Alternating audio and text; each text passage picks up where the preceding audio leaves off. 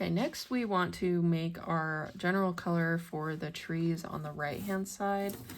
And I want to get a green. Remember, it's hazier as it goes in the back, so we can mute those colors either by adding a complementary color or mixing it just with white if we want to tint it, and that will naturally mute the color. So I'm going to take this yellow and just mix a little bit of blue in there.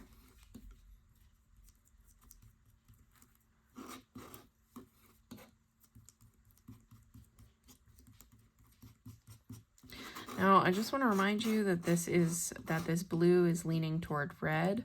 So it's already going to be a muted color because it has greens complementary in it, which is red.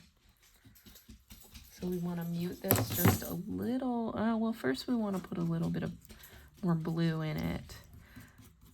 As a rule of thumb, when I'm going to tint a color, I like to save a little bit of that color in case I go to add too much white to it. Actually, I really like this color, so I think I'm going to keep it for that right hand side. I also want to mix a darker green in there. I'm going to put that down as well. And I have my colors for the right hand side. Put a little bit more blue on here.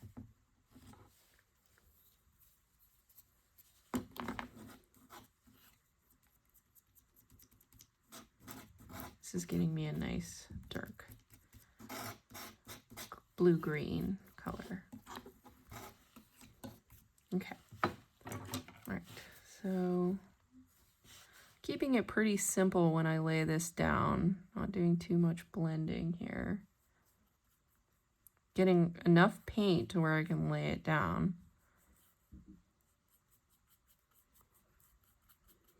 Okay, I want to get some of that blue-green. Now, I'm not washing my brush. I know it's going to blend, but one thing that you want to be careful with is your paint's getting too muddy.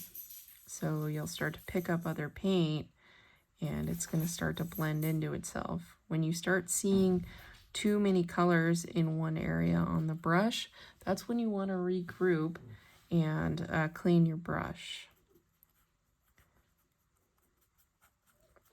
It gets very muddy very quickly with oil paints, but we are working with acrylics.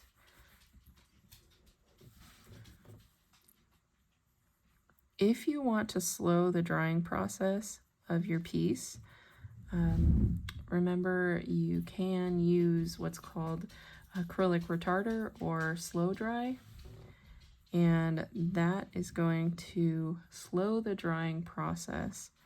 I'm actually going to add a little bit of red to this because I feel like it's a little bit too, it's a little too vibrant.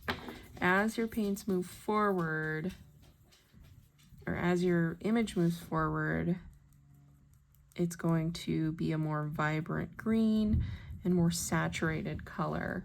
So you want to make sure that that's saturated, that those colors aren't too saturated as they move back in space.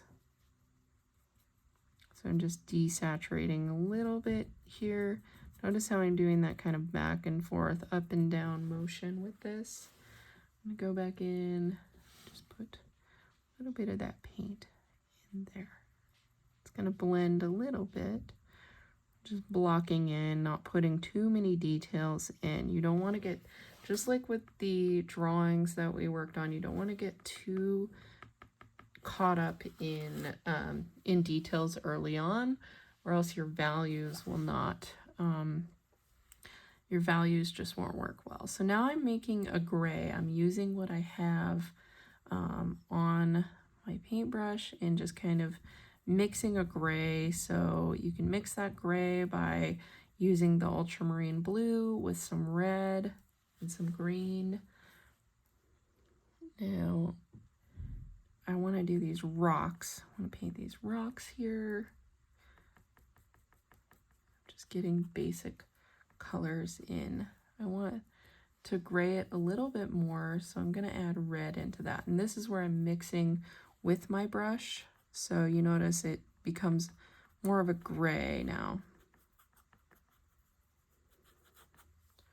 Maybe get some white in here. I don't want to get too white. And actually that's a pretty good white for this area right here.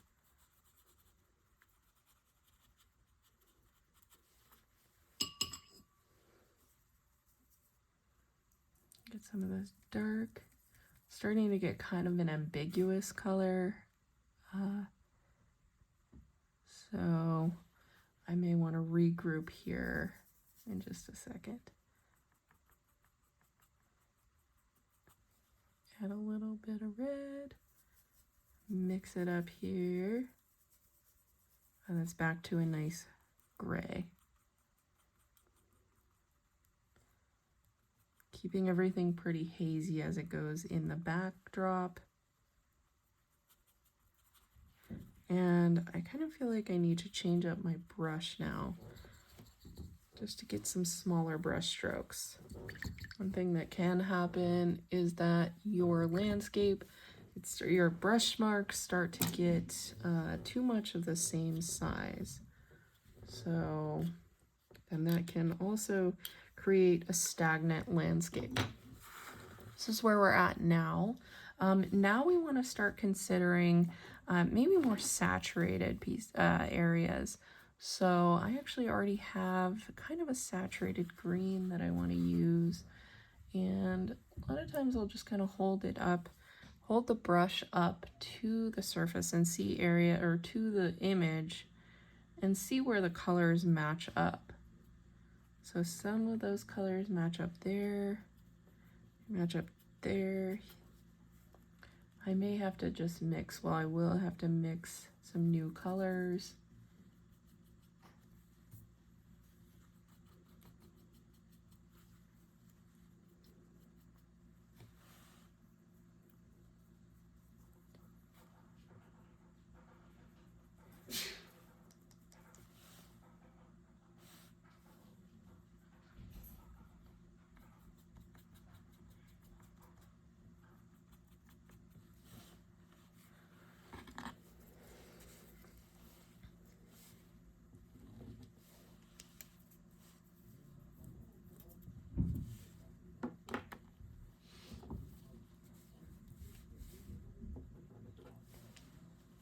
I'm gonna get that darker color. And remember, I'm just kind of mixing with my brush still here.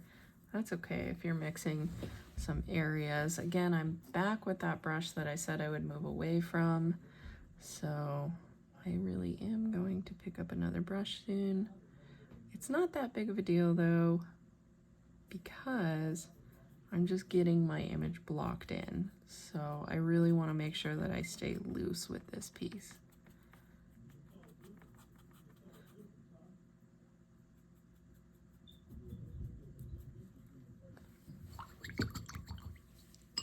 Clean that.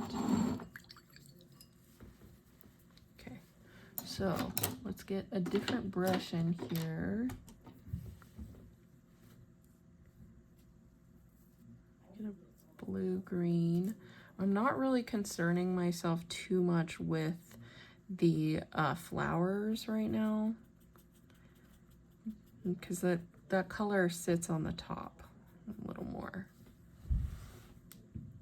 Get some of this. I am going to get some of this pink in here though, that's in the background. Mix it, dull it down just a little bit with that green. So we'll get kind of a nice pink. I want to have a nice color balance. So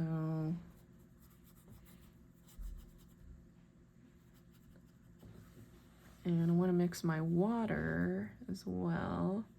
Get some blue, green or blue.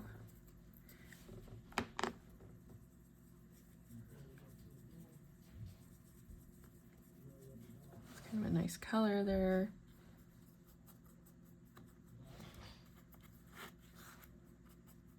Remember, I'm just blocking in, so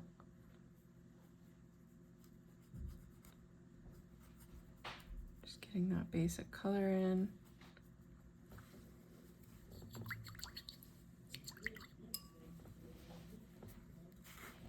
So I'm almost done with my blocked in layers. And I actually just want to I want to mix a nice solid color. So I'm just going to mix a nice big blue and green. The color that I want to achieve is a blue-green. So I'm going to do primarily blue with a little bit of yellow in here.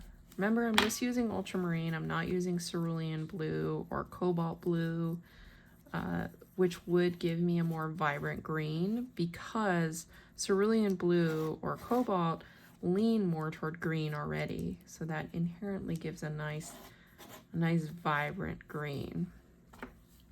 For the sake of using just primaries with no co-primaries, I am just going to I'm just going to stick with my ultramarine, and it'll just be a slightly duller painting, but that's okay with me. If I want to go back in and layer, I can do so later.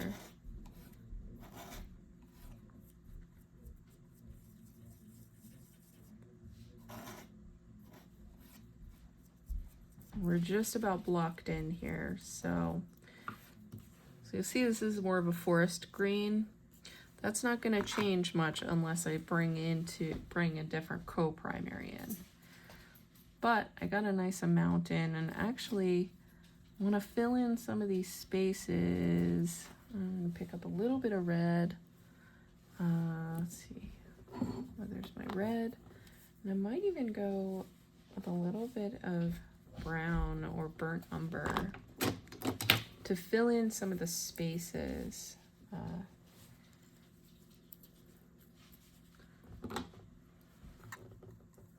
Mix up a little bit of that brown because there's a little yellow over in this area and over in this area. Remember, you can mix black by doing ultramarine and burnt umber pretty quickly. So I'm just going to put a little bit of a cool black over here. Just being very, very basic right now. Working sort of from back to front, and I'm just getting the base color. So if you squint your eyes, you can see the general colors of what I'm laying down. So I want to get some of my basic greens. It's going to be saturated as it moves forward.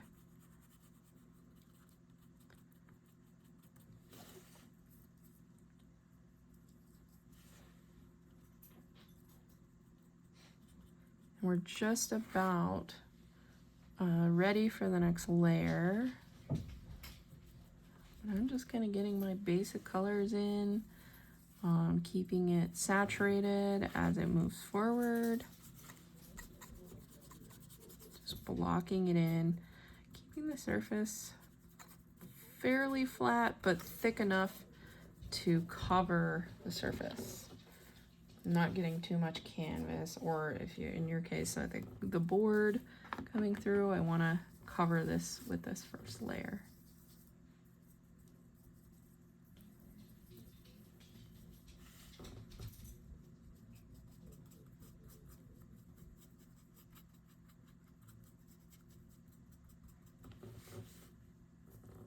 I'm kind of just walking in some of this, and I can always brighten this later, but for now I'm just getting the basic layers on the front here. Remember, blocking in, you want to get the basic, just the painting covered with blocks of color as you're moving it. So that's generally what blocking in is going to look like. I'm adding a little bit of highlight here just by putting in yellow. You don't always have to highlight a piece with white. You can actually use brighter colors to highlight your piece. So even now, this is pretty nicely covered.